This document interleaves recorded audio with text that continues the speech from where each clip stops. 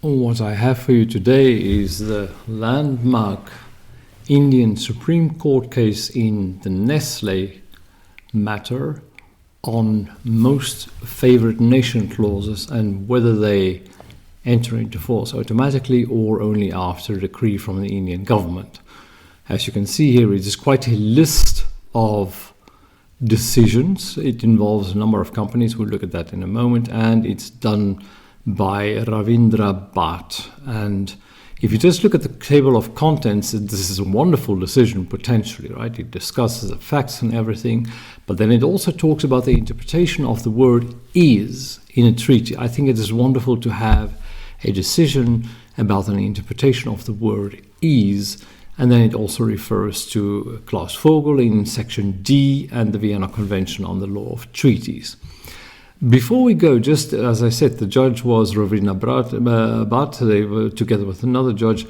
But interestingly, do note that he was delivering the decision on 19 October 2023, and he retired on 20 October 2023. So literally the day before he retired. And the case is covered, as you can see here in the bottom left box, Steria, India, on most favored nation clause in India, France treaty, Concentrix services, the most favored nation clause in the India, Netherlands treaty, and I will give you a short summary of that from a previous discussion that we had on this case before, and then Nestle SA, to which this case has been named, which concerned the most favored nation clause in the Swiss-Indian tax treaty. So let us just quickly look at Concentrix services so you have an idea of what is going on. The case was relatively straightforward. You had the Netherlands, you had India, and you had Slovenia. And Concentrix BV in the Netherlands owned 99.999% of the shares of Concentrix in India, and India paid a dividend to Concentrix BV. Now, there was a dividend withholding tax levied of 10% on this dividend paid out, and Concentrix BV believed that it should have paid 5% only. And the reason for this was that if a dividend was paid to Slovenia, that dividend would have carried a 5% withholding tax only, and the Dutch-Indian tax treaty contained a most favored nation clause. A most favored nation clause with a twist, but we'll look at that in a moment. The timeline of the case was basically as follows. You had the Indian-Dutch treaty concluded in 1889, together with this protocol which has the most favored nation clause in it, and then in 2005, India and Slovenia concluded a tax treaty, and in 2010, Slovenia joined the OECD. And this is important because the most favored nation clause in the Dutch-Indian treaty said that the most favored nation clause would only be triggered if there is a lower withholding tax with respect to a country which is a member of the OECD. So a lot of the questions around this case revolved around issues such as, did it matter that Slovenia was not a member of the OECD when it signed the treaty with India in 2005 and only became a member of the OECD in 2010, or did that not matter? Now, when we look at the Nestle decision, first the judge starts talking about Indian national law. And he says in the judgment reported as VO Tractor Export versus Tarapore, this court underlined that we may look at another well-recognized principle in this country, as is the case in England. So I wonder whether this case will have ramification for other Commonwealth countries. The treaty or international protocol or convention does not become effective or operative of its own force, as is in some continental countries, unless domestic legislation has been introduced to attain a specific result. And that's what the whole Concentrix services case was about, right? And he goes on to say the holding in the decisions discussed above, so he goes through a number of decisions, may thus be summarized. 1, the terms of a treaty ratified by the Union do not ipso facto acquire enforceability.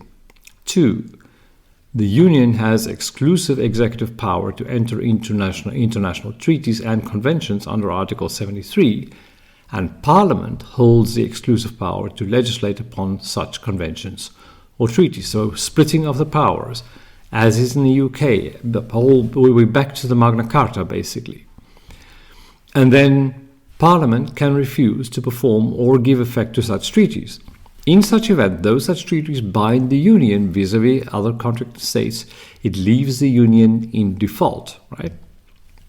The application of such treaties is binding upon the Union, yet they are not binding by their own force upon Indian nationals. And that is really what this case is about, right? And you kind of wonder here why the judge did not stop here, because he could have said, this is Indian national law, and this is the way things work, and we are done. But he does go on to discuss further matters, right? He says the clearest enunciation of law on Section 19 can be found on the Union of India versus Azadi Bakao Andolan, which was quite a landmark case in the early 2000s, I believe, regarding the recognition of residence certificates issued by the Mauritian tax authorities for the reduction of Indian withholding taxes. And the court said there, a survey of the aforesaid cases makes it clear that the judicial consensus in India has been that Section 90 is specifically intended to enable and empower the central government to issue a notification for implementation of the terms of a double tax avoidance agreement. When that happens, the provisions of such an agreement with respect to cases to which they apply would operate even if inconsistent with the provisions of the Income Tax Act. So what this decision says is, treaties override national law once they've been implemented into national law. But I'm not quite sure that this case is comparable to what we're looking at here. I mean, that concerned the recognition of residence certificates. This concerns most favored nation clauses and the indirect effect of third treaties. It seems to me very different matters. But anyway, the judge does not stop here. He goes further. He gives a preliminary conclusion first. He says the legal position discernible from the previous discussion, therefore, is that upon India entering into a treaty or protocol does not result in its automatic enforceability in courts and tribunals. The provisions of such treaties and protocols do not therefore confer rights upon parties till such time as appropriate notifications are issued. And once again, if I was the Indian judge, I would stop here. This would have been a strong decision. But he goes on and he interprets the word is, and I love this. I love the idea that we can have a case law on international tax treaties which interprets the word is. But it doesn't go well, right? First of all, let's just look at what is we're looking at. This is the text from the Protocol of Concentrix from 1998, and it says, if under any convention between India and a third state, which is a member of the OECD, India should limit its taxation at source, then as from the date on which the relevant Indian convention enters into force, the same rate shall also apply under this convention, right? And now the question was, should Lithuania have been a member of the OECD when it entered into the treaty with India? But I'm not quite sure, First of all, Parliament did approve this protocol. And one question that this case does not address is, well, if Parliament approved this protocol, have they not also approved the fact that there may become a day when the most favored nation clause will kick in? And has that kicking in of the most favored nation clause not already been approved by Parliament as well? The judge then goes on and he quotes a number of cases. He says in Jagir Kaur versus Jaswant Singh, Section 488 of the Criminal Procedure Code read, proceedings under this section may be taken against any person in any district where he resides or is, or where he last resided with his wife. And the judge then says, the court emphasized that the term is was fact dependent and had to be read contextually. The juxtaposition of the word is and last resided in a subsection also throws light on the meaning of the word resides. The word is confers jurisdiction on the court on basis of a casual visit. Now it's true, the court did interpret the word is here, But I would say that this is not the same ease as the ease that we are referring to in the most favored nation clause of the Concentrix protocol. And it refers to national law, not a treaty. And it's generally quite widely accepted that national law and treaties are not interpreted in the same way. So I'm not quite sure this supports the judge's case, right? And he then goes on and says, in P. Anand Gajapati Raju versus Raju for the Arbitration and Conciliation Act of 1996, this court explained that ease normally has present signification, right? The phrase does not, in the context, necessarily require that the agreement must be already in existence before the action is brought in court. The phrase also connotes an arbitration agreement being brought into existence while the action is pending in court, I assume. And then it quotes the Black's Law definition of the word ease. And quite frankly, I don't think this case helps the judge argument, because it seems to me like here it says it's okay if things happen later, right?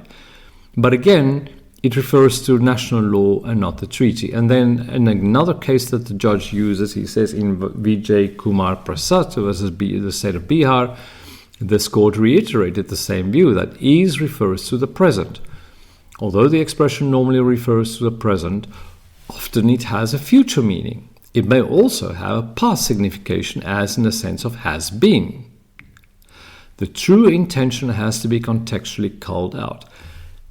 Once again, I do not think this quotation helps the judge's argument of the word ease in the Concentrix case.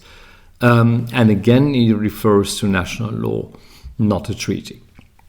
But the judge nonetheless concludes, from the above discussion, it is clear that the expression ease has a present signification and it derives meaning from the context. Given this interpretation, the conclusion is that when a third-party country enters into a DTAA with India, it should be a member of the OECD for the early treaty beneficiary to that claim. And I think this is a non sequitur argument. The cases quoted by the judge and the arguments made simply do not lead to this conclusion. So even though it would have been wonderful to see a interpretation of the word ease in a tax treaty, this, as far as I'm concerned, is not it. The judge then goes on and quotes Klaus Vogel on a number of interesting issues, and it's just worth mentioning this. He doesn't do much with it, but it's still worth mentioning. He says Klaus Vogel pertinently states on the aspect of assimilation of international treaties, international laws, that for the purpose of international law, a tax treaty comes into existence upon the declaration of consent by both contracting states. The method by which contracting states declare their consent is left to the contracting parties. However, for important treaties, it is generally agreed that the conclusion of the treaty shall be given effect only through an exchange of instruments or ratification, right? And then important, Vogel then says ratification is to be distinguished from parliamentary consent. And he goes on and says, upon declaration of intention to contract, whether through ratification or other means, the treaty becomes binding under international law, right? The binding force of the treaty under international law is to be distinguished from its internal applicability. And the judge completely quotes Vogel correctly here, right? Internal applicability is a consequence only of treaties which, like tax treaties, are designed to be applied by domestic authorities in addition to obligating the states themselves. And these treaties are self-executing. But then Vogel goes on to say that in the UK, as in India, where parliamentary consent is not necessary for the conclusion of a treaty, the treaty becomes applicable internally only when a special law to this effect is passed by Parliament. And again, I think the argument here is that special law was passed by Parliament when they approved the Indian-Dutch protocol, right? But the judge does not address that issue. And then finally, the judge does talk about the Vienna Convention on the Law of Treaties. He says, in 2018, the International Law Commission adopted its draft conclusions on subsequent agreements and subsequent practice in relation to the interpretation of treaties. The ILC draft conclusions note that, under the scheme of the VCLT, subsequent agreements and subsequent practice being objective evidence of the understanding of the parties as to the meaning of the treaties, are authentic means of interpretation, right? So they fall under Article 32A, I believe, not B or 33. I can't exactly remember the article numbers out of my head.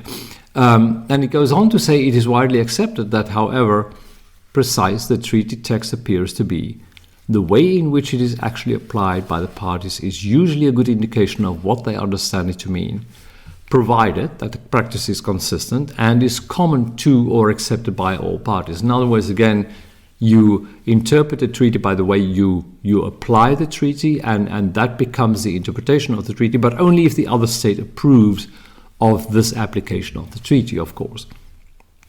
This court is of the opinion that the treaty practice of Switzerland, the Netherlands, and France is dictated by conditions peculiar to their constitutional and legal regimes, i.e. for these countries, these protocols are self-executing, I think is what he means. Likewise, the treaty practice in India points to a consistent pattern of behavior when the signatory to an existing DTA points to the event of a third state entering into an OECD membership and a resultant trigger event. The beneficial effect given to the latter has to be notified in the earlier DTA as a consequential amendment preceded by the exchange of communication and acceptance of that position by India. The essential requirement of notification under Section 90 of the consequences of the trigger cannot be undermined. And the judge is done here, right? So the judge says, you know what, the most favored nation clause does not trigger automatically. And he finally comes to conclusions that in the light of the above, it is held and declared that a notification under Section 90.01 is necessary to give effect to any protocol. The fact that a stipulation in a protocol requires the same treatment in respect to a matter covered by its terms subsequent to its being entered into within another nation does not automatically lead to integration of such term. In such event, the terms of the earlier DTA are required to be amended through a separate notification of Section 90. And finally, the interpretation of the expression is has present signification. The relevant date is entering into the treaty with India and not a later date when, after entering into the DTA, such country becomes an OECD member. This is it. A revision of this decision has been requested. I understand it is quite a rare procedure before the Indian Supreme Court. It's not impossible that this decision gets reversed. I don't think it is. Other than reference to Indian national law, I don't think the treaty interpretation part is built on solid ground. And I'm curious to see what happens. Next week we will discuss another case. Bye for now.